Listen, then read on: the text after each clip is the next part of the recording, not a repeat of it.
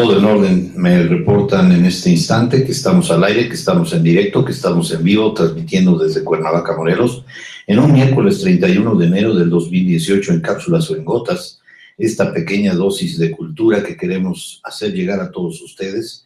En este caso, en el turno de los presidentes de México, nos encontramos con don Plutarco Elías Calles. Don Plutarco Elías Calles, haciendo una remembranza de la semana pasada en la entrega anterior, esta es la segunda, nació el 25 de septiembre de 1877 en Sonora. Fue hijo de Plutarco Elías Lucero y María de Jesús Campuzano. Estudió pedagogía y fue maestro. En 1912 se une a las fuerzas revolucionarias de Francisco I. Madero y combate contra Pascual Orozco. Desde 1913 apoyó a Venustiano Carranza y luchó contra Victoriano Huerta y Pancho Villa. En 1915 Carranza lo nombra gobernador de Sonora y en el 19 secretario de Fomento. También fue secretario de Guerra del presidente Adolfo de la Huerta y de Gobernación de Álvaro Obregón. Entre 1924 y 28 fue presidente de la República. Su gobierno creó el Banco de México, fundó los bancos Ejidal y Agrícola y restauró la Escuela de Agronomía de Chapingo.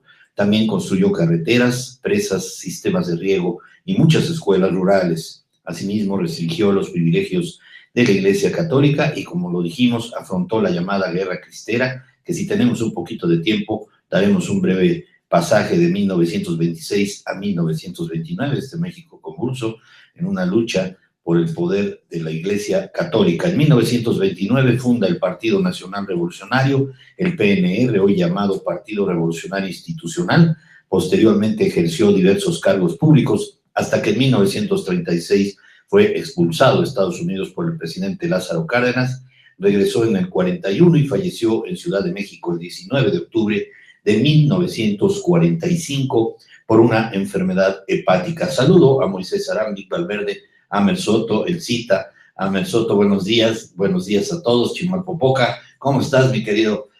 Un saludote desde San Antonio, Texas. Gracias a mi querido primo Francisco Javier del Mazo. Qué bueno que te gusta este tema, mi querido Javier. Estamos hablando de un buen hombre, de un hombre que tuvo ejemplarmente, pues lástima que, bueno, también conspiró en contra de Álvaro Obregón, su antecesor en la presidencia del 20 al 24.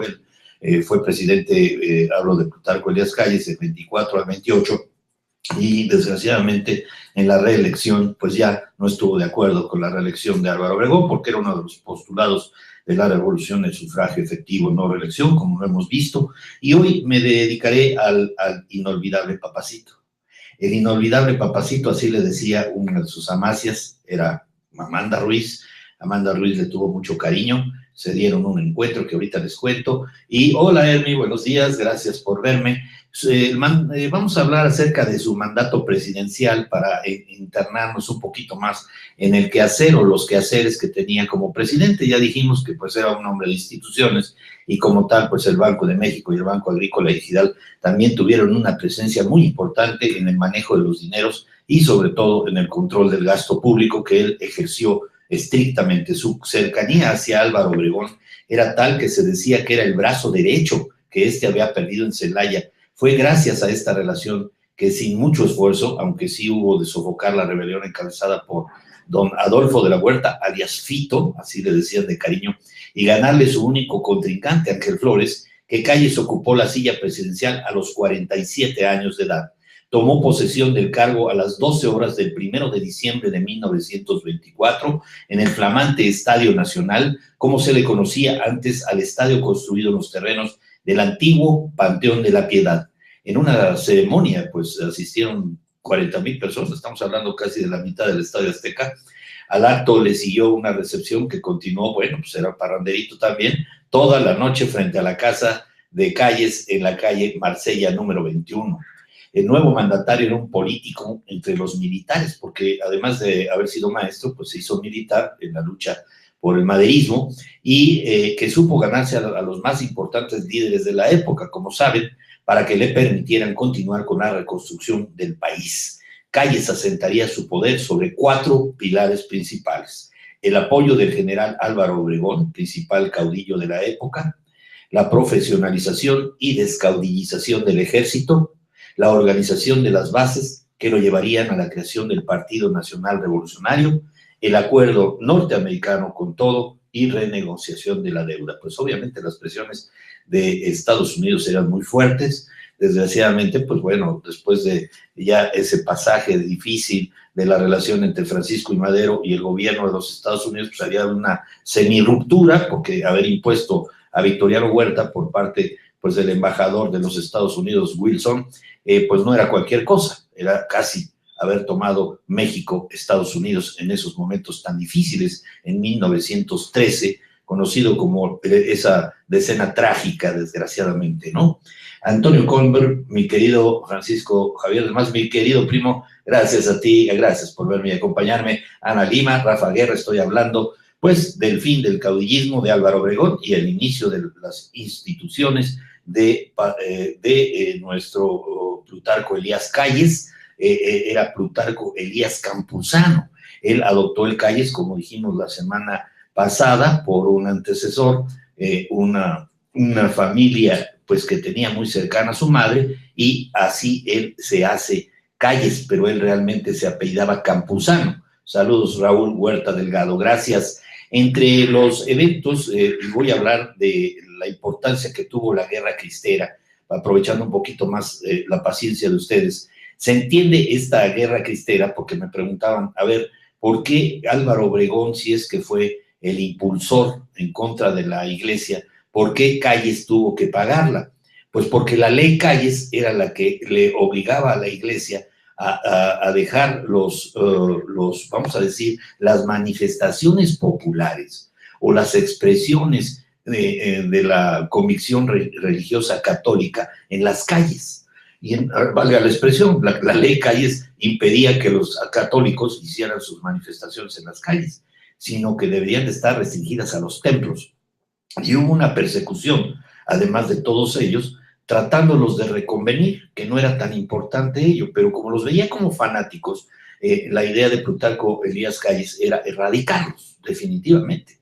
Entonces, hacer una reforma desde el interior de las clases sociales más reprimidas, pero lo que perdió de vista es que esas clases sociales más marginadas eran lo único que tenían de ilusión o de esperanza, pues quitarle la religión a la gente no era posible, y él pues ingenuamente pensaba que lo podía hacer en este conflicto entre 1926 y 1929, caracterizada por el presidente Plutarco Elías Calles, donde se efectuó un conflicto armado entre el gobierno y milicias de laicos, presbíteros y religiosos católicos que resistían la aplicación de legislación y políticas públicas orientadas a restringir el poder y la participación de la Iglesia Católica, como dije, sobre los bienes de la nación, así como en procedimientos civiles. Pareciera ser que con toda la actuación de la reforma de Juárez en el siglo XIX, todavía necesitaba un toquecito, según Plutarco Elías Calles,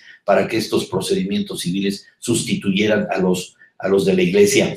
Entre los eventos que precipitaron el conflicto, por un lado se cuentan varias matanzas de fieles católicos a la salida de actos de culto en templos católicos en la Ciudad de México y en otras ciudades de la República, y por el otro lado, las atrocidades de los cristeros en contra de los maestros rurales desarmados, que se llamaban los desorejados, porque fíjense, para marcarlo les quitaban las orejas. Qué cruel, ¿no? Pero bueno, así fue, que ni siquiera formaban parte o no tomaban parte en el conflicto. Algunos no aceptaron dejar sus escuelas y comunidades, y a muchos se les cortaron las orejas como resultado. A dichos maestros se les conoce como maestros desorejados. En los peores casos, los maestros fueron torturados y asesinados por los mismos cristeros. Por eso se levantó ámpula y el presidente Plutarco Elías Calles dijo: esto no lo voy a permitir, que se toquen a los maestros, y se ha calculado que al menos 300 maestros fueron asesinados entre los años 1935 y 39, incluyendo el asesinato de Carlos Sayago,